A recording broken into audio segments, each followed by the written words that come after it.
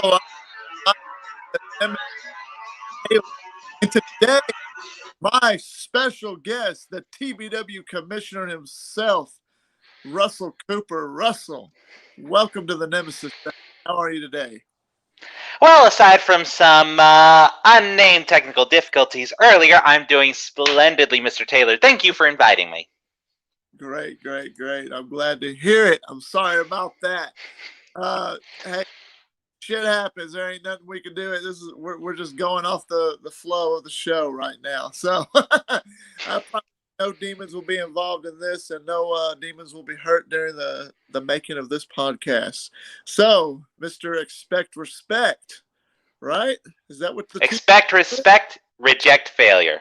There you go. Can you go ahead and explain what all that means to the audience? Because the TBW universe probably would like to know, what is the meaning behind that T-shirt of yours? Well, to expect respect is to essentially give what you get and receive the same in return. Basically, you need to treat others with a level of decency that you would expect from a human being and get that in return. And if others refuse to give you that same basic decency, you make them give it to you. Gotcha. Frankly, if you can't give people the same basic human decency you would give someone else, like, for example, like these colors have meaning to me, and many of you in the chat may not understand what those meanings are. So I, of course, understand what it means to not get the respect you really deserve on a very core level. So expecting respect means to demand it and to take it if it's not given to you. And to reject failure is to quite simply put your everything, 100%, into anything you do. You cannot half-ass anything you do. Even if you don't succeed, it's only a failure if you half-assed it. That's right. My opinion, at least. That's right. You're absolutely correct. Speaking of respect, I was talking with Joshua Allen last night, and one guy who demands respect apparently is your TBW World's Heavyweight Champion, Daniel Cole.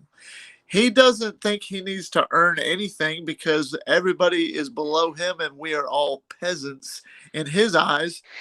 I'm just curious, what does the commissioner think of all that? Well, I have to be fair to him. When he won that World Heavyweight Championship, yep, I made sure that little weasel, Johnny J. Jameson, could not get involved. Otherwise, he would forfeit that opportunity. And he didn't. And like him or hate him, Daniel Cole defeated Gage Flair, which is not something a whole lot of people can say happens. And he earned that belt. So, to an extent, he has earned respect for his abilities. But where he has not earned any respect is his attitude towards the locker room. Seeing yourself as above everyone else, that is honestly ludicrous in wrestling in general.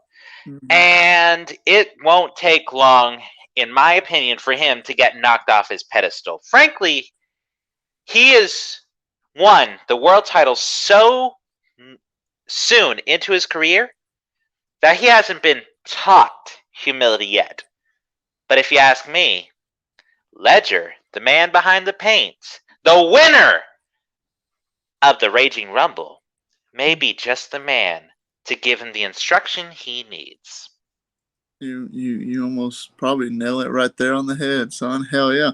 I guess we're going to find out at season finale 5. That's damn Indeed, and it is going to be one interesting match. First of all, we have Daniel Cole, who has been out week after week after week, partying and celebrating and just deciding not to show up to work, and we can't do anything about it right now because he is our world champion. But what sort of condition is that going to make him for his big triple threat match? Then we have the man behind the paint, who has gone well over a year and has never grabbed that brass ring, and here he has a shot at that brass ring at one of our biggest shows of the year, season finale, and it keeps getting delayed for weather, delayed for weather, delayed for weather, delayed for Christmas. Mm-hmm. delay after delay after delay, and who knows what the mindset of the man behind the paint is going to be come season finale. And then we have Mr. Gage Flair. This is his very last opportunity. With all of his behavior, will he buckle down and pull out all the stops and emerge as a 3-time world champion? This is his last shot. You know he's not going to hold back if he does not get an opportunity at the world championship. Because if he loses, that's it. That's it. He cannot go after the world title anymore if he loses. That is going to be huge motivation for him. Yeah. And honestly, I cannot wait to... Mr. Allen. Pleasure to see you in the chat. But yes, honestly, I am really excited for this match because each man has different things going on in his head, and that fascinates me. Interesting. And that I completely agree with. I can't wait for season finale 5 to see that main event, to see how it happens. But unfortunate for them, as great as that's going to be, the highlight of the night is going to be the Nemesis James Taylor beating the living crap out of Anthony Steele. But I could save that for another day. Let's just say I know how hard both of you hit, and I just know that y'all both gonna get your asses kicked. It just it's just a question of who's gonna get it kicked harder. There you go. Jose, which is a guy I know named Jokes, came in here. He says, Russell, when you got stunned by Mr. Taylor, what are your thoughts about that? In case anybody's wanting to know, let's take a look at that real quick. And a suck it! Into three. Oh, just yanking his arm. Oh, no. See, here I was, just trying to congratulate you, as any good referee would, welcoming you into TBW. Being a good sport about it, though. And of course... straight on the face. The commish eats a stunner, courtesy of... When that happened, you were in the... Now that we're live, let's go ahead and bring this up. Look, with all due respect, Commissioner, you were in the wrong place at the wrong time. I was in no mood to put up with anybody. I didn't give a damn who you were. I had one thought, and that was Anthony Steele. But you were in the wrong place, wrong time. And I ain't got no disrespect towards you, kid. I don't care that you're the commissioner. I respect that. But you were just in the wrong place at the wrong time. What was going through your thought process, your mind, when when that happened, I guess, basically what Jose is wanting to know. Well, in the moment, there wasn't, here's the thing, when James Taylor stunners you, there's not enough time to think. It's kick to the gut, I can't breathe, because it knocks the breath straight out of your lungs. He gets you right in the solar plexus, and then when he stuns you, it's a brief moment of, oh shit, and then your lights go out. Yeah. And that's really all there is to think about it. And in the aftermath, initially, I'm not gonna lie, I was kind of pissed because I just got stunned for trying to be nice. But honestly, I've kind of gotten over it because it's wrestling. Things like that are gonna happen. You're gonna be ticked off in the moment, and then a week later, you're gonna forget it ever happened. I hear you there. And HCW, we're doing quite well. Thank you very much. HCW asking, what's up, guys? Let's see. Only can show to the backyardwrestlinglink.com. Okay, interesting. Jose wants to know what your opponent about WWE, I guess your opinion about WWE working with other companies, having Mickie James join the Royal Rumble being Impact champion. That's good, interesting. This excites me. Here's the reason why.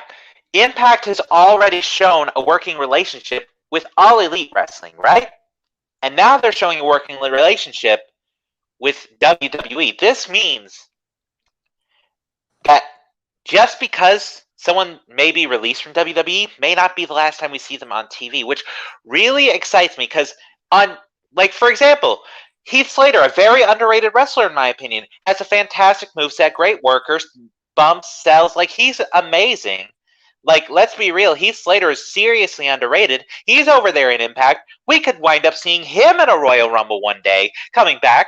We might be able to see Rhino make a comeback for one last Royal Rumble. Of course, Mickie James is an absolute legend. I believe Knockouts champion at the moment, is she not? Yep. As is deserved, because honestly, I don't care how long she's been in this business. She's not lost a damn step. She is ageless, and I'm a little bit jealous. Oh, wow. I know. Because at this point, I'm like, what? Almost half her age, and she's aging better than I am. I don't know how she does it, but I mean, she's hot. I'm not gonna lie. So, when I tell you, I agree with that. Joshua Allen asking thoughts on your position in TBW and working alongside Matthew Joseph as basically authority. As an authority figure, of course. Well, initially, I did not much care for Matthew Joseph because of his position in the industry and how that had a conflict of interest with his position as general manager. But over the course of a few weeks, I managed to basically knock that out of him and get him back onto the right path as general manager. And ever since he has stopped trying to run the show in his own interests, the product has been better. It's been more competitive matches. It's just generally gone uphill. And honestly, I couldn't ask for a better general manager than Matthew Joseph, brother. I really couldn't. And it's an honor to work with him at this point. Like, yes, I was brought in to get him in line, but it's a genuine honor and a privilege to work with him at this point in time. Awesome. Awesome. Speaking of that, I could tell the way that he was before you showed up. And then out of the blue, I guess because under your guidance, he's done a 180 and he's changed himself. He's even been shown helping you, which we're going to get into this subject. And I know it might be a little bit of a sore subject for you, Mr. Cooper, but I want to show you a little something right here. And this is what we're going to be talking about. Let's talk about you and Triple J. #1 contenders match to see who faces Gage Flair at All Hallows Mania. Where are the damn medics? What is it? What is it? With these damn wrestlers putting their hands on me? God, don't worry. Those fuckers are gonna pay for this. This bullshit. As I stand, they're gonna pay. Joseph is giantly pissed. That right there was some emotional damage. Is that how it goes? But that shows that he did a 180. Now he's on your side. He's gonna make these guys pay. Daniel Cole put his hands on you.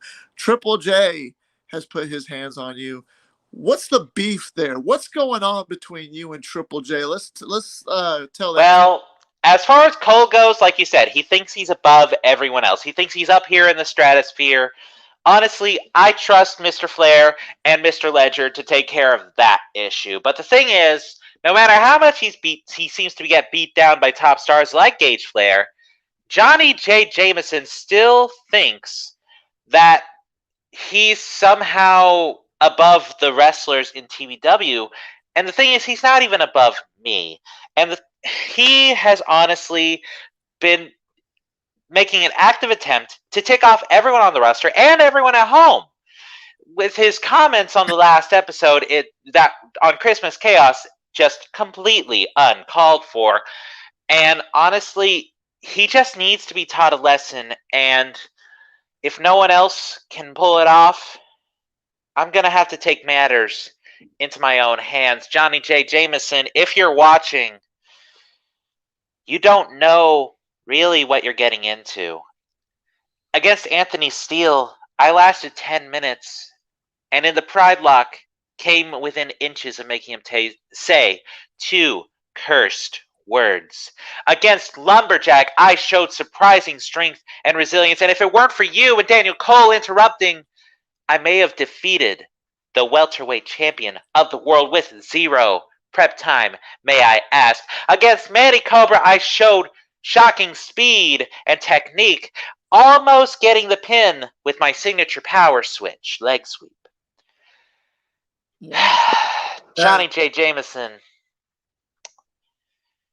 all you've shown is that you can land on someone like a 747 because you weigh 300 some pounds, thinking you're a welterweight. Don't think I haven't forgot about that. Your disrespect to the entire roster is going to bite you in the butt. Mm-hmm. Because I am not going to stop at pinning you. I am going to make you cry for mercy. I'm going to hurt you. I'm going to make you learn humility. Mr. Flair was satisfied with you simply tapping out. Other people are satisfied with you simply being pinned. I'm here to teach you not to win. Johnny Jameson, you have made some of the biggest mistakes of your entire life by taking off not only me, but the locker room and our viewers. The viewers is where I draw a line.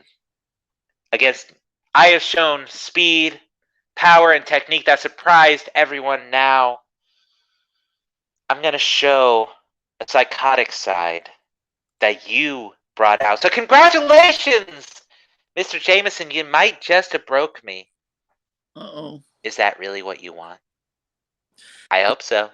I guess we're going to find out at season finale. That's definitely for sure. Kind of sidetrack just a little bit. On episode 3, I had a PWF former champion superstar, the Yorkshire Center. He's actually a guy that I know, and he's from the UK. And he says to you, how do you guys feel about your first British star coming over to TBW? He's actually really, really wanting to come to TBW, and he lives over there in England. And he's a good kid. He's young. He's green, but he's got a UFC, a little bit of a like MMA background. He trains in MMA. Mate, I'll tell you this right now. You can come over to TBW is all inclusive. We'll have you over anytime, anywhere. Just all you have to do is get here. We'll be happy to train you in the ring. We'll be happy to give you the first match. Don't you worry about a thing. All you have to do is get here. We'll take care of the rest. There you go, Mr. Center, coming from Russell Cooper. And I am really sorry about butchering your accent, but I could not resist. Oh, man, I know he'd have blast talking to you, that's for sure. Oh, my goodness. Well, first of all, real quick, I have to reiterate, I have to acknowledge somebody that has just come into the room. This guy is named Sir Love-A-Lot. Let me tell you something about him. He is a WWE Hall of Famer. His name is Jody Phillips. He was part of the Make-A-Wish Foundation. And it was, I think, what was it, Jody? WrestleMania 35, I think, right before that. He was inducted because of his bravery and all that stuff into the Hall of Fame. And I grew up with this guy. And he's actually in one of my matches on my YouTube. And he's a good kid. And he's one of my supporters. So everybody respect this guy. If you haven't followed, check there it is, 2019. I've got clips, and I can even show you those clips whenever I get the chance. I'll get those and show you. But this is a cool kid. He's a cool guy. One of my best friends. Now back to the show. Pleasure and a privilege, Mr. Love-A-Lot. There you go. So Jose wanted to ask, I quit match in TBW, Anthony Steele versus Cooper. What was your thoughts about that match? Like, what was that like for you? While you explain, I'll be right nearby. Well, honestly, again, that was my first real match in Tennessee Backyard Wrestling. So I came in after all that training thinking I was hot shit because, like I said, I trained quite a bit. I trained pretty intensively. But sometimes you just don't know the rigors of the ring until you're in there. And I will freely admit, I thought I was more prepared for that match than I really was. I did not have the experience to know better what I was getting into. With that said, Anthony Steele did make the mistake of underestimating me. And as he was posing for the fans, as he was trying to be this big shot, he forgot that it was no DQ. And all I had to do was think my way out of the situation. And then I was able to start picking apart his legs, lock him in the pride lock, almost get him to say those words. And then, of course, after a little more work on the legs, he eventually made a comeback. He eventually got me down again, but no matter what he did, I didn't stay down. Cutters, super kicks, claymores, claymore after claymore, and I just would not stay down for him. And then, of course, out comes you, the Nemesis, out of nowhere. Me completely dazed in the corner, not even realizing what's going on until I watched the tape back later on. And then, of course, all I know is that I felt someone picking me up, and I saw Anthony Steele there on the ground, and my brain put two and two together and made opportunity, locking in the Stonewall sharpshooter, again, almost making him say those words. Him barely getting out of it. Of course, in the end, he eventually locked in the stainless steel, but I can say that I think that I demonstrated a little more toughness than people thought. I'm not a porcelain doll of a commissioner. No. I will and can get in there and take care of business if I have to. I just prefer not to unless I'm pushed to. Completely understandable, and that I respect. That night, you showed that you're no pushover, even if you are a commissioner and you might be green as far as in-ring competition. You showed that you weren't no pushover, and I, James Taylor, can respect that, especially with you. So that's in no way kissing your ass or blowing a bunch of smoke, but it's just telling you the facts and the way that I see it after being in this business for almost 22 years.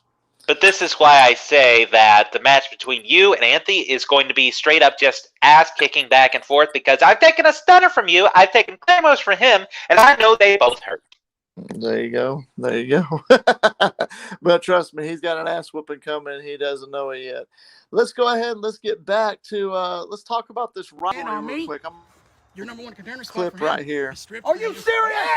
Yep. Listen there, So big you boy. two had better dance like the good little clowns you are. Hey, you want that number one? You know what? Do it. I dare you. I'm right here, Don't baby. do anything to I'm him. right here, honey. You'll never see the Let's world talk title about again. this. Let's talk right about here. this. So Just you're like over you here won't after next provoking Sunday. him. You're like begging him to put his hands on you again. What was going through your mind during that time right there? Were you just like, I'm sick of this shit, or what? Honestly, that's been going through my mind since he debuted. Let me tell you that much right now. I was sick of his shit when he debuted. But regardless, what was going through my mind was that, is this man really stupid enough to sacrifice a world title opportunity just to attack me? And all I was thinking was, damn, is it good to be the commissioner? Because I can put him in a spot where he has to be humble for once and keep his hands to himself. That was interesting. It was a good moment, but it's not going to be nearly as sweet as when I make him suffer. Well, but because of that, this is what happened the next week back. I don't think they know, do they? So Oh, you mean how I punished you in the Rumble? By taking my spot, my opportunity, and you fucked me over at the 11th hour. What did you do with that? 2 seconds. Baby. You baby. 2 seconds. By the way, let me ask, how's it feel knowing you wasted a valuable spot that could have actually went to somebody that could have won the damn thing, and instead you look like a damn fool in front of the world to see? How does it feel you look knowing like that you got outplayed with me not even really having to lift a finger? All I had to do to punish your stupid ass was to pop into the Rumble in your place and leave. Oh, don't you dare, young man. After all, I could strip your client of the title tonight. that right there. That right there, you were like giving him reason. In case anybody, and then we'll let you talk. In case anybody's wanting to know, what does he mean by the Rumble? Did he just decide to be petty to Mr. Triple J? Well, he's the commissioner. He's going in. There you are. Wow. We got an official count on that. We'll get Boy. We're going to get our fact check. Well, It's fine. I have paperwork to do in the back. It says you have paperwork to do. What was that? Oh my goodness. Well, first of all, I got my ankle nearly broke by Daniel Cole, and I got attacked by Johnny J. Jameson. I mean, one's the world champion, and the other, let's be real with ourselves here. What were the odds of Johnny J. Jameson winning that Rumble with you still in there? What were the odds? I mean, I would have probably threw his big ass out just as fast as I threw yours. But I mean, regardless of the fact, The fact of the matter is, you I rubbed need to find ways to discipline him for his actions against not only me but other competitors and fans outside of TBW standards. Any grievances that we have need to be settled in the ring. That's what needs to happen in sanctioned matches. Just attacking people out of nowhere in unsanctioned environments, that's a recipe for lawlessness. And that's a recipe that has ended bigger promotions than ours. Understandable. You're a little bit. So, of course, the number one way I could think of to be petty and completely just screw him over was to take away his Rumble spot, to make him think, oh my goodness. Uh-oh. Technical difficulties. I think we lost Cooper for a split little second. We'll have to wait for him to come back. But while we wait, the UFC Gans, Mr. Center said TBW debut, the Center versus the Destroyer. Feed me the child and I'll spit him out without an arm and a leg. Man, you just ready to do that. I know that Cooper will be back. Cooper, if you're watching, come on back. Copy the link. That way you can join back in the thing. I think he had a little bit of technical difficulties himself.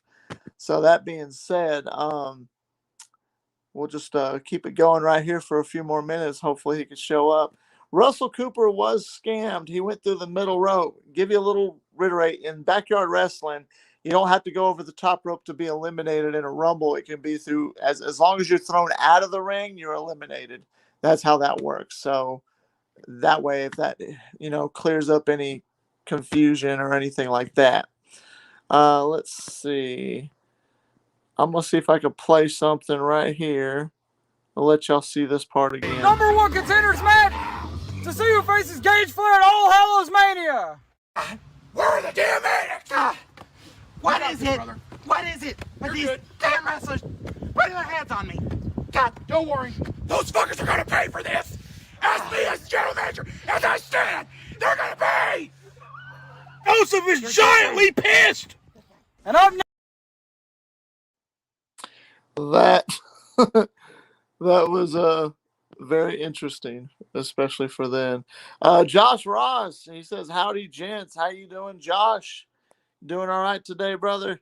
Hope you are. We're still waiting on Cooper to come back. He told me 1 second his phone was glitching, so we should have him back here in just a few minutes.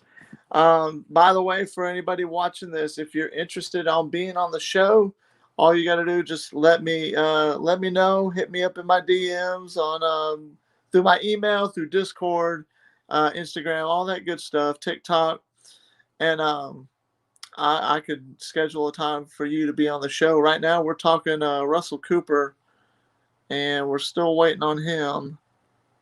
Hopefully, he can make it back here soon. Russell Cooper, how could you feel about going one-on-one in that TBW ring?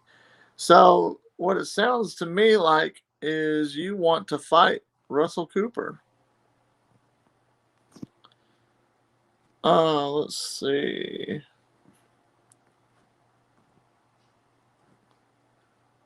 There we go. Now, Russell Cooper was scammed. He went through. He said, I'm doing right. Okay. So, Russell Cooper, how would you feel about going one-on-one in that TBW ring? One-on-one with who, though? One-on-one with who? Oh, here we go.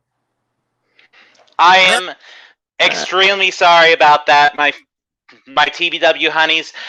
Unfortunately, the little glitch on that was on my end on this time. For some reason, it clicked the screen on its own, sent me straight to Google. I don't know why, but I have reset my phone, and it should be better now.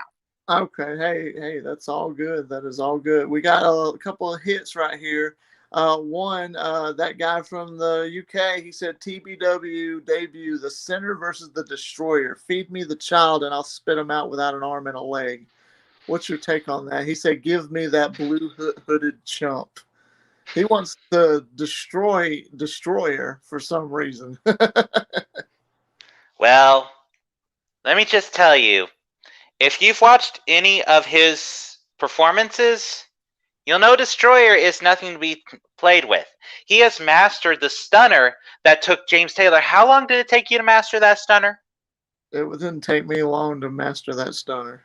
I was Right, doing, but keep in mind, the Destroyer is at such a young age that to master the stunner the way he has is really impressive. Not only that, but he's mastered the double foot stomp off the top, which is a devastating move in its own right. Just, if you ever get up here... Hold on, let me finish your first question, okay, honey? If you ever do get the chance to go one-on-one against Destroyer, don't underestimate that kid. That is a one-way ticket to getting your ass pinned. 1, 2, 3. If you don't underestimate him, you may have a real shot, especially with your background. But if you underestimate him, well, in wrestling, we all know how that turns out. And as for you and me going one-on-one, I would be willing to give you that match if I was a full-time competitor, but as of right now, I am the commissioner of Tennessee Backyard Wrestling, so I really only like to get in the ring if I absolutely have to. If I am pushed into that position, then I'll get in the ring to deal with business. But as far as just general wrestling, unless I'm put on contract as a full-time wrestler, it's a no. But if I ever am, then who knows? Never say never. Center is one of those guys that likes to pick a fight. He wants to fight. I guess it's a UK thing, but look what he's saying right here. This man doesn't want any part of the center. See, I don't know if he means that by Destroyer or means that by you, but He probably means both, if we're being honest. But again, I am not a full-time competitor, which means I don't get the same benefits that other wrestlers get. Other wrestlers, when they wrestle and they win, they move up the card. They get more opportunities. They get looked at for potential championship shots later down the road. I am not in that position. If I just start doing matches, I don't get those opportunities that someone like, say, James Taylor, Anthony Steele, Fat Asian would get. I don't get those same opportunities. We got a new question for you. The god of PWF. Is that the man that owes me a plane ticket? Oh my goodness, this bullshit. Let me tell you this right now. We don't pay for people's travel unless we absolutely have to. Let me get my camera fixed here.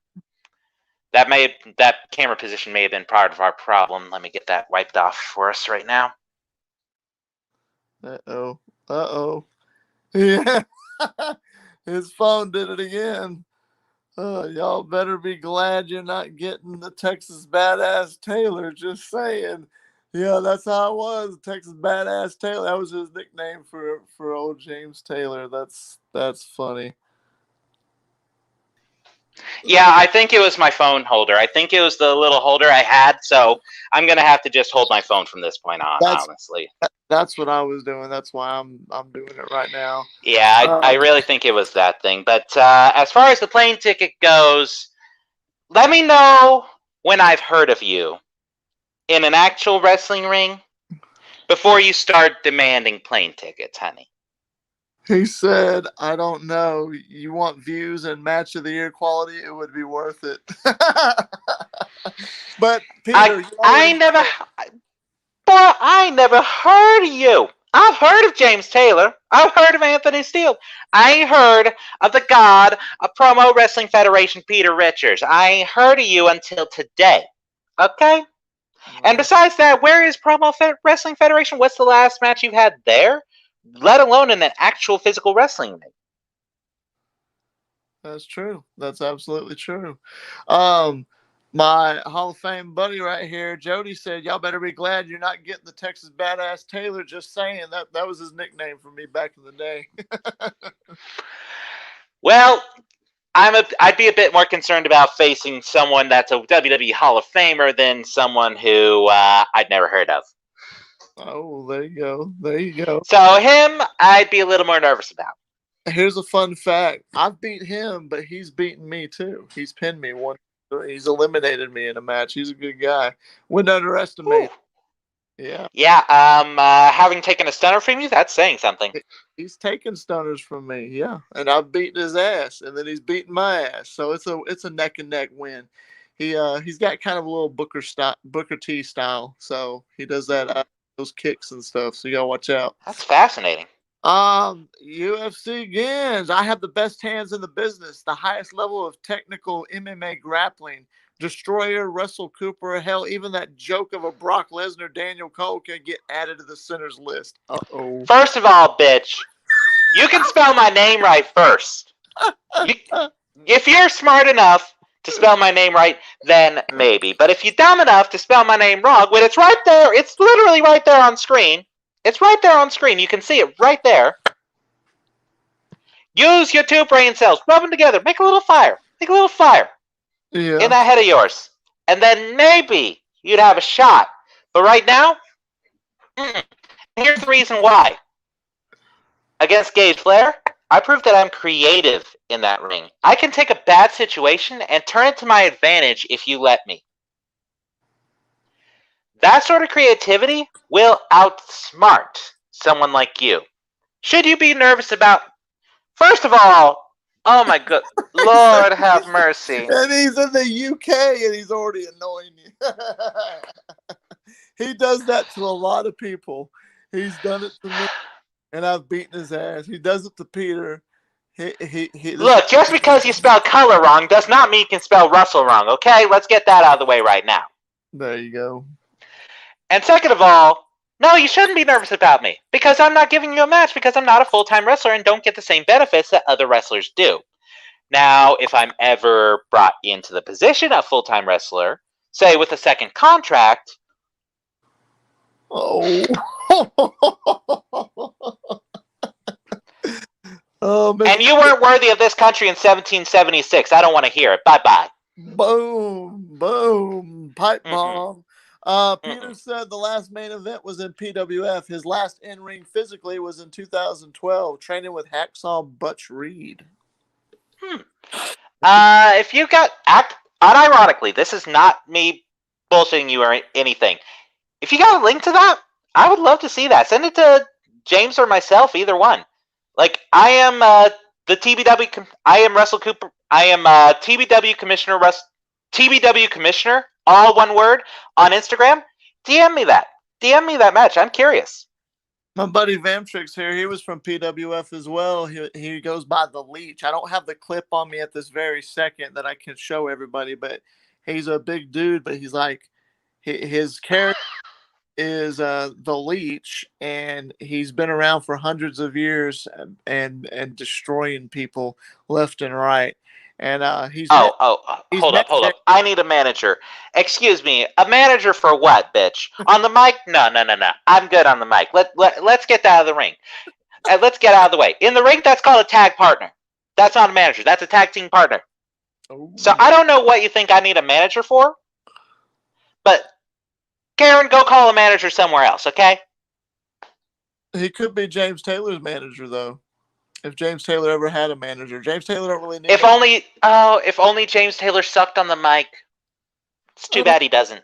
There you go. No. Nemesis needs a manager. Yeah, that's what he's saying. He's saying I need a manager. Leech doesn't have to talk, but what he does, he creeps up from behind, and just like that, he'll take you out. I mean, that's not a manager. That's an enforcer. Lord have mercy. I have a feeling the IQ of this chat is the size of my shoe. Oh, man. Dang, these people are just bothering the hell out of you. It's so crazy. Here, let's put a little fun on it right here. Tell me about He is the people in the ass of life. if you remember this. Oh my god. Please, no. Why would you do that? I blocked that out successfully. I blocked that out. I had that blocked.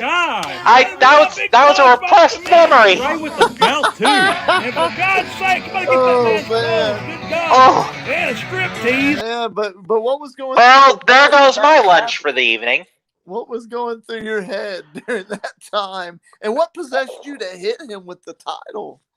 Did you see what he did? You would have done worse. Yeah. That's true. Possess! I let him off easy! Oh. Lord, no one deserves to see what we saw on that day. No one. Anthony Steele doesn't deserve it. You don't deserve it.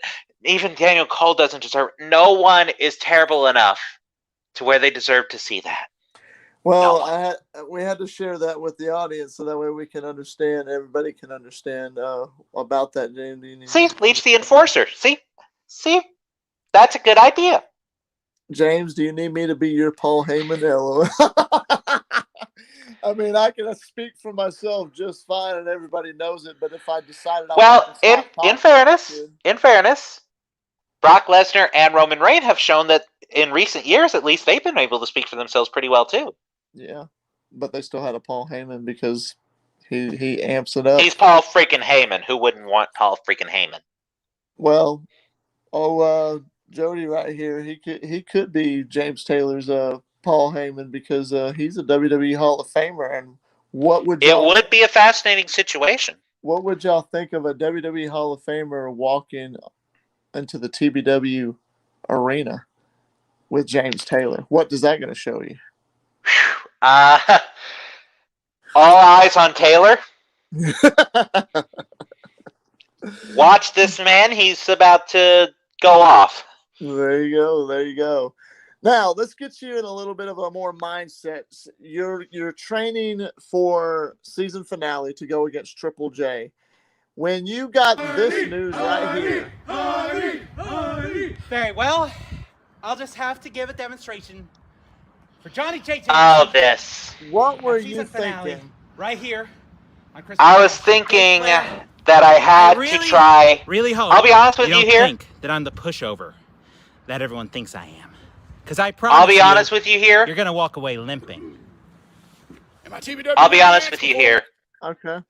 The reason I said that was because the thing about the Nature Boy is that he has been in this business for quite a long time and he has had remarkable success. He has proven that he's one of the best we have. Here's the thing. And you faced him, so you should know this. If he smells a lick of fear, he will use that to destroy you. Who? He will use that, Mr. Flair. If he smells fear on you, it's already over. Mm-hmm. And I knew that I had no choice in the matter at that point because the general manager, as far as matches go, supersedes me. And that I supersede him on administrative matters, but when it comes to matchmaking, he supersedes me. So I didn't really have a choice in the matter at that point. Hey, Johnny J. When I do nothing. In this is a tall task. The commission, he's got the man himself tonight in the main event. And folks, here he comes. The one and only Jack Clark. Here's Taylor. Son of a gun. Yeah, here's something that did not get caught on camera. I was actually trying to get into his head before the match even started here by preventing the referee, who was Matthew Joseph, our general manager. I was preventing him from lowering the ropes for Mr. Flair because that's something he's always had. And when he did, and I thought that I might be able to get into his head by taking away something that he'd always had. Here they go, ladies and gentlemen, Flair and Cooper. Flair takes the arm bar from behind. Look at it. Right there. What was your thoughts on that? Right when you were like, okay, I'm about to lock up with him, and then he just took you to the mat just like that. I knew I had to rethink my game plan. I knew that going against him in a technical fashion was not going to work out for me. Mm-hmm. So I had to try and play with his mind. That's why on the next lockup, and I'm putting that in quotes, I pulled the move he usually pulls. Where he usually pulls his hand back, I instead slipped through just to try and get into his head a little bit. I knew I had to play mind games if I wanted any chance at beating Gage Flair.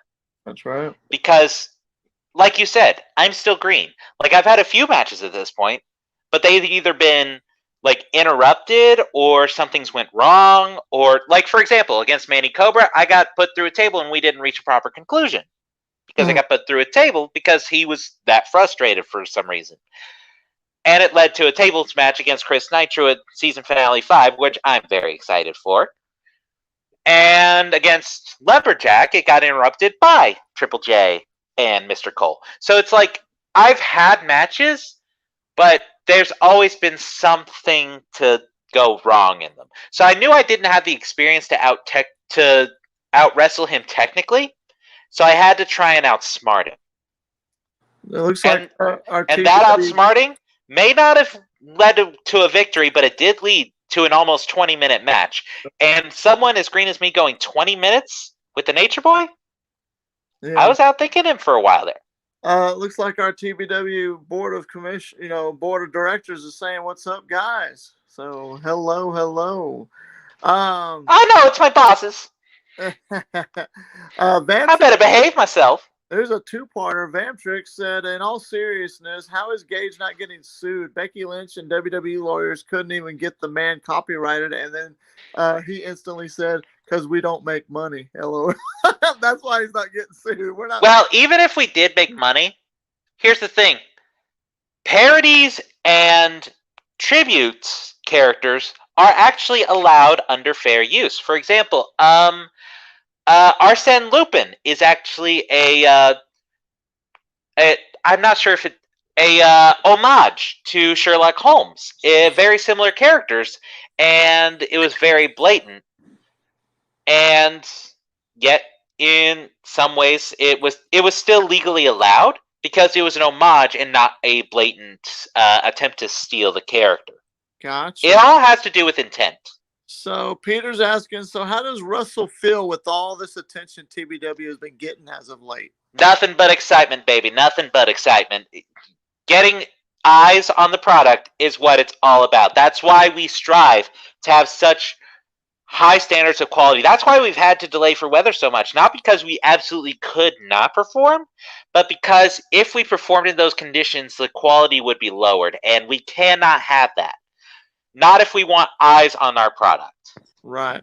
And that I totally agree with. Let's see. It looks like Mr. UK is asking, what would be your dream TBW match, including the center? I'm like a Lesnar British boxer style. Right. So you're definitely more of a. Are you more So you're sort of a strike artist. You like to strike, right? Yeah. So I would love to see you up against someone who's more technically gifted, like Mr. Flair, for example. See that clashing of styles go. That would be an interesting match. That would be interesting.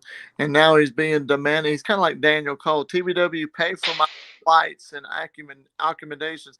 And trust me, you'll get the greatest technical wrestler and most advanced striker you'd ever see in that TBW ring. Center, I'm gonna go ahead and cut Cooper off on that. You ain't nothing but all bark and bite, buddy. You don't bark. Actually, you know what? You don't even bite. And you know damn well in PWF, I beat your sorry ass and put you in the hospital. What makes you think you could stand in a TBW ring, son? Sorry. And on that note, next question. Next question. Mr. Peter Richards says, and that's why I want to get healthy and come down. 3 to 4 dream matches in my head already. Yeah, I'll be honest with you. Like, if I ever do get a contract as a full-time wrestler, some dream matches that I would love to have eventually. I would love to get my hands on Cole in a proper match with no shenanigans outside, without Triple J trying to get involved. I would love to have him, get my hands on him in the ring. I would love to wrestle James Taylor properly. See how we would do in a proper match with each other, instead of just stuttering the glasses off of my face. I would love to wrestle Ledger one day. That would be an absolute blast, I think, even if I would probably get my head kicked off of my shoulders with that Pele of his. Well, we got something interesting here. Nemesis knows I drove from Chicago down to Alabama just to interact with him. Give me a date and time, and Leach could be in a TBW ring. That I have to vouch for him because he made it adamant that he wanted to meet. He's a James Taylor fan. He wanted to meet me, And he drove down, and sure enough, he did. And he said he's watched me in TBW. I'm one of the reasons why you got some of these guys watching TBW now, and they're fans now. And look at this right here, is right there. What would you think of that? All I can say is that we would love to welcome you, and we would love to see what you can do in the ring, and see what you might be able to do on the mic, and see how we cannot figure out a way to use you on maybe a few shows. I mean, look at Dr. Derek Destroyer. If you remember his brief stint in TBW, he was only here for a few times, but he had 3 outstanding matches, and honestly, we're glad that we are willing to take chances on new people like that, because honestly, it can come into some of the best just exhibition matches imaginable. True. And you never know what someone's capable of until you actually see them in action. Yeah. And I'll be honest with you, I'd be interested in seeing what you can do. No, interesting. I want to ask you a question, Cooper. What is some dream matches of yours that you would like to see James Taylor in? Oh, okay. That's quite a few. In a season 6 setup. After I get through beating the living crap out of Of course. What do you see? I could see definitely you versus Cole being a slobber knocker. I would love to see the 2 brawlers go at it, you and Joe Anderson. I would love to see you try and keep up with the man behind the paint ledger.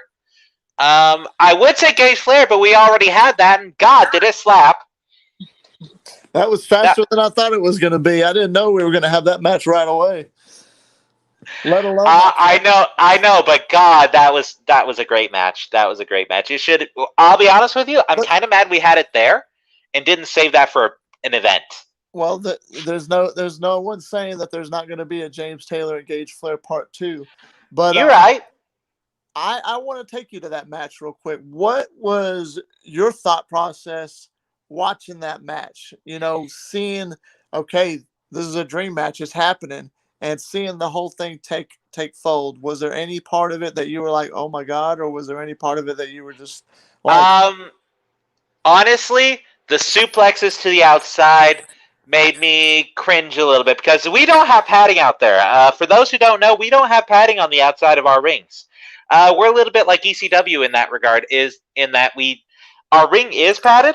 Our ring does have some light padding in there for our protection, but the outside is just cold, hard ground. And let me tell you, that happened in the middle of winter. Mm-hmm. That ground was unforgiving. That was not soft summer ground. That was winter soil. That's right. And I knew that, and seeing you two suplex each other onto that, I'll be honest with you, I cringed, and then inside my head, I was applauding. I could not applaud in the moment simply because I didn't want to miss shit that was happening. I didn't want to miss a thing. So I was not applauding like out loud. But I'll be honest with you, the whole time I wanted to give you all a standing ovation. It was a brilliant match. Absolutely brilliant. Nice. I appreciate that. I respect that. What about that last little part? That last part where I was going for the pedigree. He backdropped me. Then he went for the pedigree, and I backdropped him, and then I hit the stunner. That whole little spot. Well, first of all, the Nature Boy Gage Flair is not a small man. No, he's not. He's not a small man. Mm-mm. The fact that you could pick him up and just yeet him over your shoulder, it made me respect you a lot more as a competitor. Even more than mind you, I already respected you as a competitor. Like that has never been in doubt, but it made me respect you even more because you showed power that even surprised what I thought you were capable of. And of course, that's the stunner heard round the backyard world.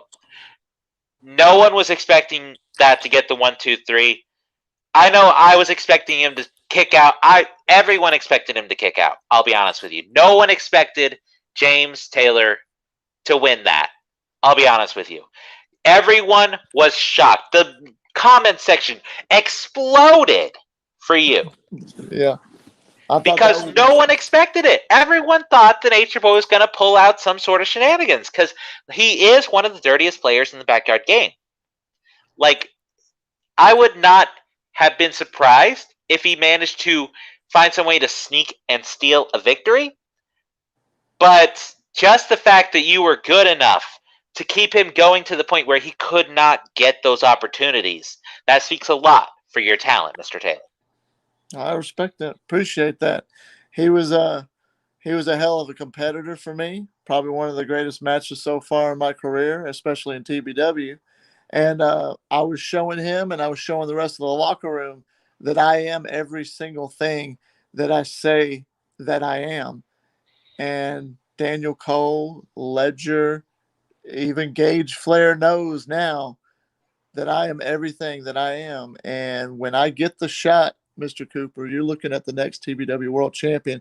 But I don't want to get all amped up on that. Peter Richards says he wants OTK out to kill versus me and James. PWF versus TBW. Interesting. I'll be honest with you. I'm not sure how I feel about it simply because we've not seen OTK in a proper tag match yet. And I really want to see, like, obviously they interact well as friends and cohorts, but how do they interact in the ring? So I really don't want to give an opinion on that until I know how OTK performs. I agree. I completely agree. Mr. Center's asking, so how's that TBW ring feel? Is it super hard? Well, it's not as padded as you would expect a professional ring to be, considering it's homemade. But I will say it beats the hell out of bumping on some hard ground or some wooden pallets. It beats the hell out of that. Yeah. Mr. Taylor can confirm. Hell, I even took that kind of ground bump against Mr. Flair, if you remember. He chopped me straight to the ground. Yeah, I know exactly what that's like. God of PWF, Peter Richards is saying dream matches of PWF versus TBW. Well, I don't think Cooper's very familiar with a lot of PWF. Right, because I was considering getting into PWF, but then it sort of went on indefinite hiatus about as soon as I entered. So I'll get back to you on that if PWF gets back on its feet. If you're interested, go back and watch episode 2 with Peter Richards, and he talks about some dream matches that he has because he's done his TBW homework. So, look at him, Mr. Cocky over here. PWF versus TBW, with one being me versus the whole roster at once. Bring it, boys. How does this man? This is man. What are we? Randy Orton and John Cena 2.0? I don't think so. Yeah.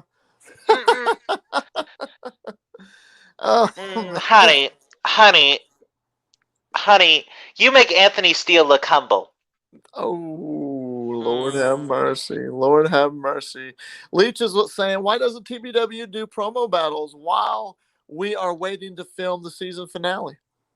There's several different reasons for that. A is the fact that not everyone has a whole lot of social media. For example, Joe Anderson, for the most part, just stays off of social media. He does all his talking on TBW and in the ring. He doesn't do Facebook, Twitter, Instagram. He doesn't do those things, as far as I know. For the rest of us, a lot of it comes down to schedules, honestly. Some of us work nights, some of us work days, and just it's sometimes a challenge to get everyone together outside of TBW, honestly. I agree.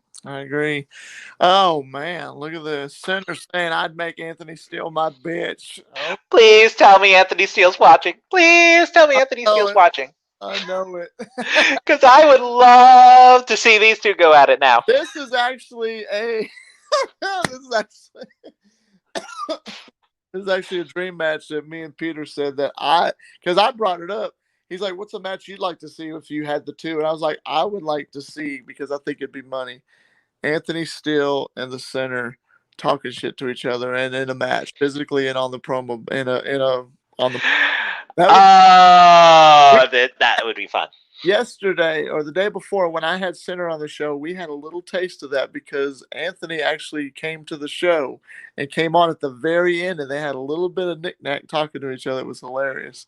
It was cool, though. You should go back and watch it, everybody, if you haven't. Peter Richards says, just want to say I respect TBW and everyone in it. I genuinely love it. We genuinely appreciate your viewership and your respect for us, and any shit talking I do is just me having fun here. Honestly, that's the whole thing about wrestling. Honestly, is that we need to remember the number one thing of wrestling is fun. Mm-hmm. Like we're basically a redneck anime circus. Let's be real here. Like it's a redneck soap opera, and we all love it for it because it's fun. That's true. That's true. So, take me back. When did you first start watching wrestling and became a fan of wrestling in general? Ooh, okay. Well, actually, I started watching wrestling around 7 or 8, around the tail end of the Attitude Era, around the early 2000s, 2001. So actually, I was like 5 or 6, come to think of it. But anyways, honestly, at that time, Kane was my absolute favorite competitor because he just made me believe in this demonic monster. Mm. And honestly, I miss Attitude Era Kane, I'll be honest with you. Like, yeah. Kane's always been an amazing worker, but just as a character, that was his peak. Was that right there at that during the Attitude Era. Once it started going to ruthless aggression, and he lost his mask, and he just never had the same mystique for me. But it was around 2000, 2001, around the tail end of the Attitude Era that I started watching, and then towards the 2004, 2005, I sort of fell off a bit, and then I stopped watching it entirely, basically to focus on my studies because I was in junior high and high school at that point. Mm-hmm. And around 2016, 2017, I started watching again, and I was like, oh yeah, this is why I love that shit. Because I'd completely forgotten how much I loved wrestling until I started watching it again, and then I was obsessed again, and the rest is history. Let's go to present time. What is your... What's going through your mind heading into season finale? You versus Triple J. What are you going to do to him? Honestly, I'm not going to spoil things for you. All I can tell you is that he's going to hurt. He's going to suffer, and I'm coming up with various creative ways to make it happen. He is not prepared like he thinks he is. And if he thinks, for some reason, after all I've demonstrated, that I'm still some sort of porcelain pushover, he's going to hurt even worse. So, Triple J, if you're watching, I'm going to give you the same advice that I give everyone else who has ever faced me. Don't underestimate me. It has been a theme time and again that every time someone underestimates me, I take control. If you really want to beat me, you got to take me seriously. If you don't, well, I won't be held responsible for your medical bills. Damn. And that's coming from the commissioner himself. So, predictions. I think if I was to do a prediction for that match, I would say, and not to blow smoke up your ass, but I would say that you're going to pull the victory out on this one. Well, I do appreciate it, but as I always say, I don't like to give those sorts of predictions because here's the thing in wrestling. You never know what's going to happen. And that's why I'm taking Triple J so seriously right now. Even though he's very green and has not shown us a whole lot, he has shown us some striking ability. And as a certain really creepy wrestler once said, any man with 2 hands has a puncher's chance. Mm-hmm. And he can throw some punches. I'll give him that much. And I will be careful of those strikes because that is his number one advantage over me is that he is a better striker than me. And I will give you some advice, Triple J. If you want to beat me, that may be the thing to lean on. Just a thought. But you actually have at least one W under your belt where he has none. Technically 2, because I did win that match with Cobra via disqualification. There you go. There you go. There you go. Got a good question for you here. Would Russell ever want to go for a championship? And if so, which one and why? Not as the commissioner, but if I'm ever, like, this is assuming I am ever signed as a full-time competitor, like, making that presumption, because that has not happened yet, has not shown any signs of happening yet, so we don't know. But if it were to ever happen, I would honestly love to go after the United States Championship. Because, honestly, it's sort of like the stepping stone where you prove your worth. That is where you earn your red, white, and blue stripes. There you go. Just going straight for the World Championship, I don't have that kind of arrogance in me. Interesting. Oh, we lost him again. Right at the last part whenever he said that. So, maybe he'll come back here in just a second. So he would go for the United States Championship, and that would be definitely an interesting thing to see. Maybe in the future we could see it. We don't know how long he'll be the commissioner. He might be the commissioner for a very long time. I mean, we don't know. You know how it can be. PWF guy. Here we go. And he's back. There he is. I grow weary of this phone. It's your phone. Technical difficulties again. I don't know what the hell is going on with this thing, but every so often it loves to click somewhere randomly on screen, and I need to go and get it repaired. There it is. And so far it's been loving to click on that little home button right at the top of the freaking thing. Hold on, let me try this. Okay. Because if that's the spot on the screen that keeps wanting to click, then I'll just have to make sure that the home button isn't on that spot. There you go. All right. Now then, let's continue on with this and hope there's no more difficulties. Surely not. Surely not. Sure. Don't call me Shirley. I'm a better striker than you all. Never forget that, Mr. Commissioner. But how can he forget it? He's never seen it. He's only going by what you say. Like, bruh, I could say that I'm the greatest technical wrestler of all time. Does that make me Bret freaking Hart? I think the fuck not.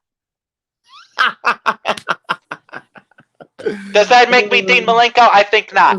Sinner, you're just going to have to look him up on TikTok and start calling him out because he's on there. And all you got to do is just look up one of my videos. You'll see where I tag the commissioner, and I dare you to do a video for him. I dare you. How about that? And watch, the son of a bitch is going to do it now. He says, I'll send you clips. I'm just looking at my notifications now. I'm just looking at my notifications here, just waiting for it. Because I guarantee. Peter Richards wants to know, would TBW ever start a tag team division? We had one at some point. Like we had one for a while, but the thing is, we just don't have enough tag teams right now and we can't really force competitors into teams to make a division because like tag teams need a certain level of chemistry with each other. Like you would not expect us to force, say, Daniel Bryan and Kenny Omega into a tag team on AEW and expect them to go after the Jungle Boy and Luchasaurus. We wouldn't expect that because they don't have the same chemistry together. They're individually amazing wrestlers, but we wouldn't expect them to have chemistry together because they're not a tag team. You need chemistry in order to be a team. Mm-hmm. And that's what makes great teams. And I would not be comfortable creating a tag division without competitors that have that kind of chemistry with each other. Because again, it's all about the quality of the matches. And if we can't put people together who have good chemistry with each other, then what's the point of a tag division? The green and purple bodysuit guys tag team. Oh my God. Oh Lord. Oh, Lord, fix it. Lord Jesus, fix it. Holy shit, that's hilarious. That's hilarious. So I'm gonna ask you a few more questions, and then we'll wrap this up because I know you're a busy man. But I wanted to ask, how about just out of curiosity, does the general manager see James Taylor going any further in TBW after season finale, and do they see him possibly ever in a championship situation? I guess it really depends on how it goes at season finale. I'm not really privy to the board's talks as to the future of competitors because, like, while I do have the power to fire people, I don't have the power to I don't really have the power to talk about it behind the scenes because that's like the board of directors. That's like the people in the business suits right at the very tippy top. I'm sort of below them. I more carry out their orders, and if someone needs immediate discipline, I can administer that.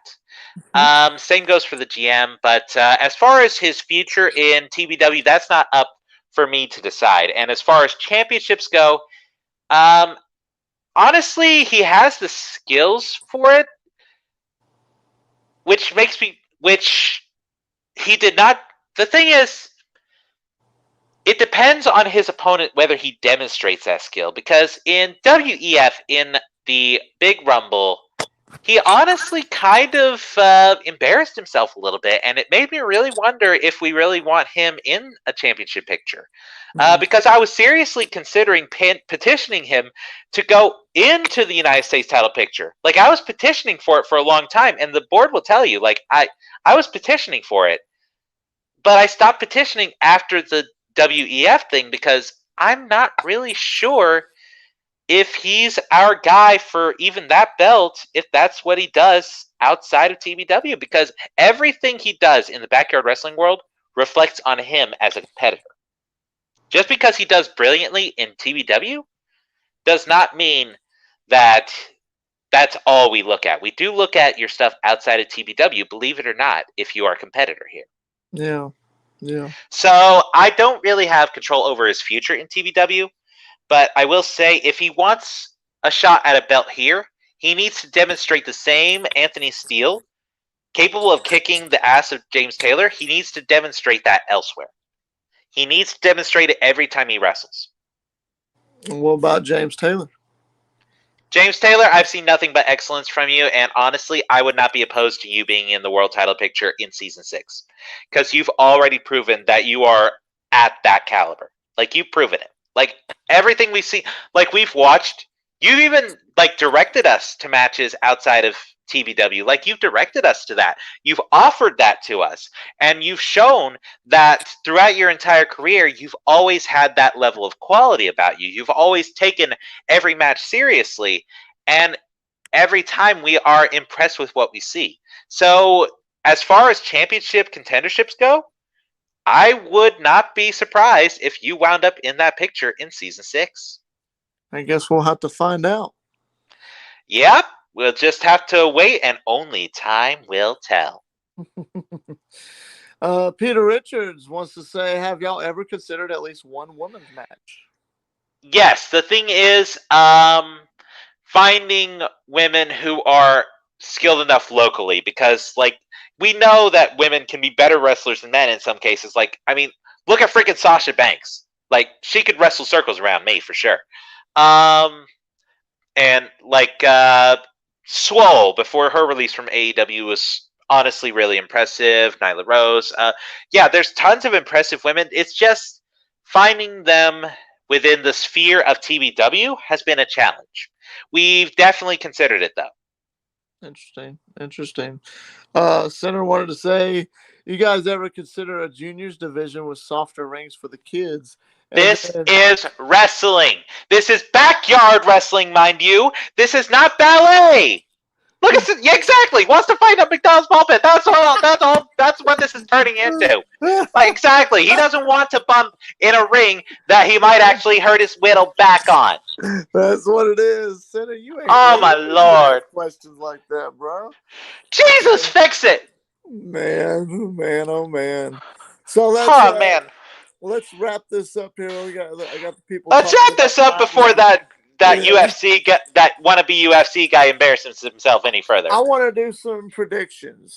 So we got Of course. Manny Cobra and Chris Nitro in a match, tables match. What is your thought on that and the prediction on that from Russell Cooper? I've only faced Manny Cobra. I have never faced Chris Nitro, but what I can say is that from what I've seen in WEF and his appearances in TBW, he's a very impressive competitor, and I honestly think he's going to just be too quick for Manny to really catch in that spine buster. If Manny can catch him, that might be all it takes, but in honesty, I think that speed is going to be too much for him. I think it's going to be a Chris Nitro victory. There you go. Interesting. This is the first person I've heard that says that. I've been hearing a lot of Manny Cobra is going to win. You're the first. Manny Cobra's impressive. Don't misunderstand me. No, I know. He is strong. I went through a table. I know how strong he is. But the thing is, can he catch Nitro into that spine buster, into one of those power moves, and put him through that table? I'm not sure he can. Because he's a lot faster than me. Sinner wants a pillow fight. My God, this chat, guys. I'll take. Yes. Both of you, come to TBW. Sinner versus Richards. Let's make it happen. There you go. I'll be the special referee. Oh hell yeah! All right, let's continue on with the predictions. So how about let's talk about Little Mike and Atomic Titan. What's your thoughts on that no holds barred match? That's an interesting one because in regular old matches, Little Mike has shown time and again that he has Atomic Titan's number. But here's the thing: a no holds barred match allows Atomic Titan to go way beyond the bounds of what he can normally do in a match. So I honestly think, with how scrappy he's shown to be throughout the years, that we might see Atomic Titan out strategize and use the ability to break the rules to his advantage. I honestly think this is going to be an Atomic Titan victory. There you go. Okay. All right. You heard it here, folks. That's a bold prediction right there for sure. Let's see. Is Destroyer in a match? I believe Destroyer is in a match for the welterweight championship of the world against Lumberjack, actually. Right. Okay. What you think about that?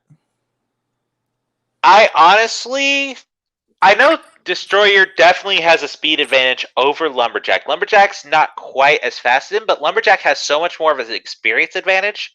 Like, I faced him, and that timber is nothing to mess with. That just takes his whole weight, puts it right on the back of your head, and rams it right into the mat forehead first, and that move will put you out, and it is nothing to be fooled with. I honestly think that it comes down to whether or not Destroyer can get up to that top rope. If he can get up to that top turnbuckle, I think he might be able to pull it out, but really this one is a 50-50 coin toss for me. Yeah. I'm probably. It all comes down to whether this is a mat match or if he can take it to the air. I'm probably going to go with Destroyer and see. I think Destroyer, because he got screwed out of his title with Anthony Steele. And he's going to be pissed off about that, right? So, I definitely understand that he definitely has but will that give him a mental advantage? Or will he be too inexperienced, given his age, to really use that to his advantage? Because it could wind up, like, if he lets it, it could be a disadvantage. Like, again, it all depends on how he handles the situation. True. Maybe somewhere down the line we might see Destroyer versus James Taylor in a stunner match. Oh, that would be fun. That would be a lot of fun. First to 3 stunners? No. Yeah, first to 3. Actually, the first one to hit a stunner would be the victor, and that could either be. That's the thing. That could either be a 45-minute match or it could be a 5-second match. That's how quick the stunner happens. Yeah, and with I can confirm that stunner comes out of freaking nowhere. Like, even if, like, especially for someone not experienced like I was, like, that moment of oh shit happens so quick, it's really, really hard to counter. I understand that. I totally do. Let's go with the U.S. title match with Party Animal, Fat Asian versus Joe Anderson. Joe definitely has the power advantage, and he's able to. But the thing is, his mind games haven't seemed to been working on Fat Asian like they have everyone else. Fat Asian seems almost immune to those mind games, and that's really interesting to me because that means he might be able to surprise everyone. I honestly think we might see a shocker win with Joe Anderson. Like, he's been holding this belt dominantly.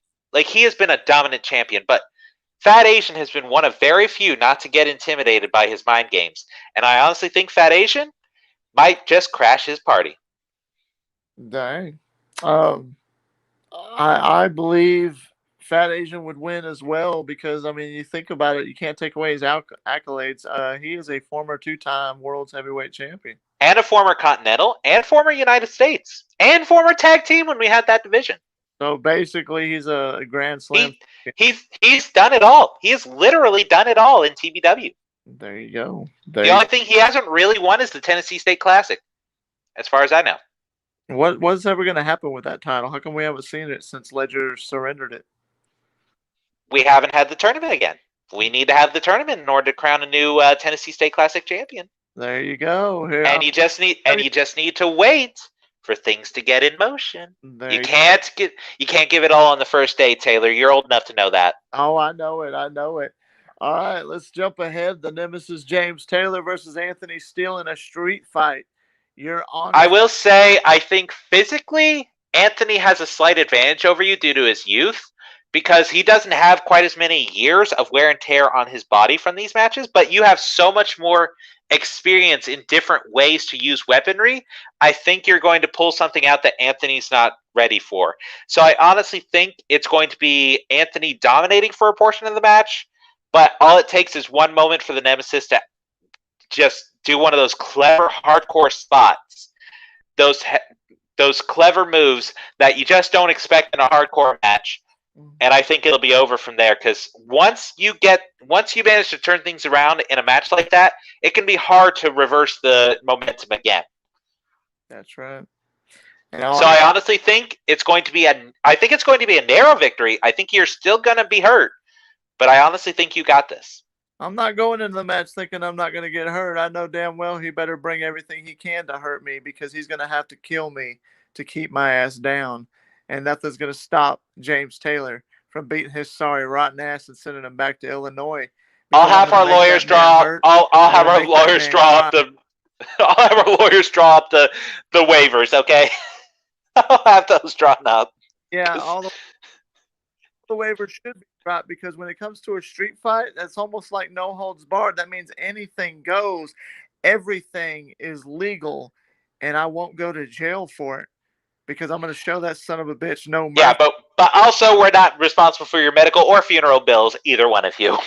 Oh, don't worry about that, because one of these days I'm going to look down at his grave and it's going to say, "Here lies Anthony fucking Steele, the biggest piece of trash ever walked the face of the earth. And the reason he's laying there is because the Nemesis James Taylor whipped his sorry Illinois NGJPW looking ass, and that's because there can't be no other way."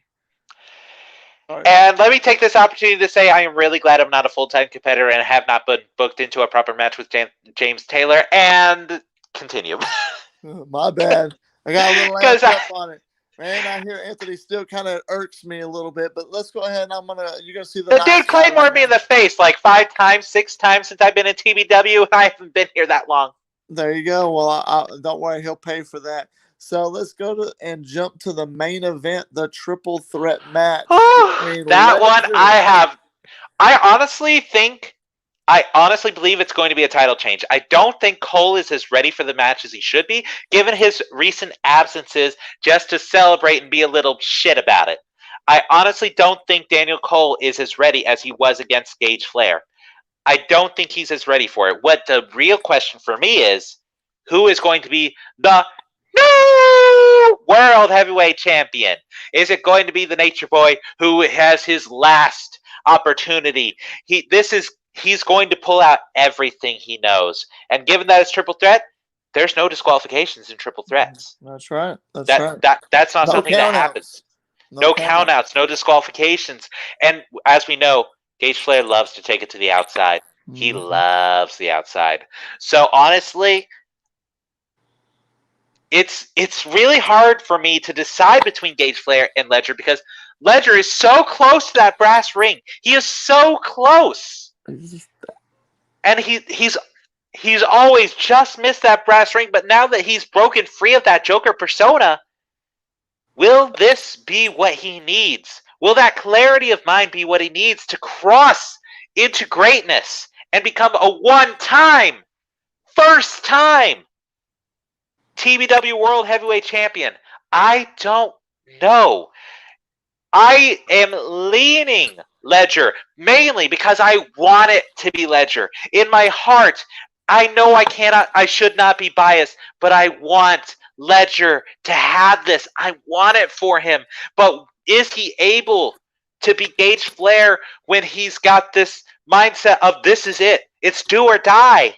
Will he be able to be a do or die Gage Flair? Will anyone be able to beat a Gage Flair in a do or die situation? Well, let's not rule out. I don't know. Let's not rule out Daniel Cole now. Like I said, don't get me wrong, he is powerful, fast, and skilled in the ring. He really is. But he's been absent of TBW. He's been missing these matches he could be using to keep himself limber and ready. And he's been missing these opportunities. Honestly, I don't think he's as prepared as he should be. I honestly think that. I think if he had been showing up, if he had been taking these opportunities to have these matches, to prepare for season finale, if he'd been taking these opportunities, then I think he probably would have retained, but he did not. And I think him being a little shit about it is going to bite him in the ass. I think you should say something about this on the next TBW podcast or TBW announcement, but maybe this is something to think about if it's going to be a problem. Is Triple J going to play a factor in this main event? Well, here's what I'll say about that. Our match is before theirs. I'll leave it at that. Okay. Like that. All right, then. So you think that we're going to have a new TBW World Champion? Genuinely, I believe so. It's just I'm not sure which one it's going to be. Good deal. Because I can say this. If it's up to me, Johnny J won't be able to be a factor. You heard it here, folks. Ladies and gentlemen, this is the Nemesis Sessions Chapter 4. Oh, actually, it's Chapter 5. I got to fix that. With Mr. Russell freaking Cooper. And I do appreciate you coming on the show today and taking the time to be here. And do you have anything else for us? Do you got any questions for me? I believe we covered just about everything except for the fact that if we ever do have to cross paths as competitors, if I'm ever signed to a full-time wrestling contract and we ever do have to cross paths, don't expect that stunner to go unpaid. Well, I've been still waiting because I heard in the commentary, was that the best career move for him? And it doesn't matter if it was the best career move because I got the biggest pop of the night just from stunning her ass. And like I said, wrong place, wrong time. I ain't got nothing against you, kid. Well, let's just say that was a matter of circumstances. Yeah. Let's just hope the circumstances are never reversed. There you go. Okay. Because like I said, if they ever are reversed, don't expect that to go unpaid because that's a little receipt sitting in my back pocket. I may never cash it in. I may not, especially if I'm never put into that position. I may never cash in that receipt, but it's always going to be in my back pocket. There it is. Okay, I got you. But hey, again, I've said it multiple times in this stream. Never say never. And that is the 3 most popular words in the wrestling world, and even in the it's for a good reason. Mm-hmm. Definitely. Russell Cooper, I appreciate you coming to the show. And it's an honor and a privilege, sir. Would you consider coming back to the Nemesis Sessions for a future episode? Absolutely. You're quite the host. Well, thank you. And I do appreciate that. And I look forward to having more TBW superstars on here. And I look forward to watching those sessions. There you go. And you need to go back and watch all the other ones and spread the word in the locker room that James Taylor's got the hottest show in the TBW network. And that's because there can't be no other way. Ladies and gentlemen, thank you for watching.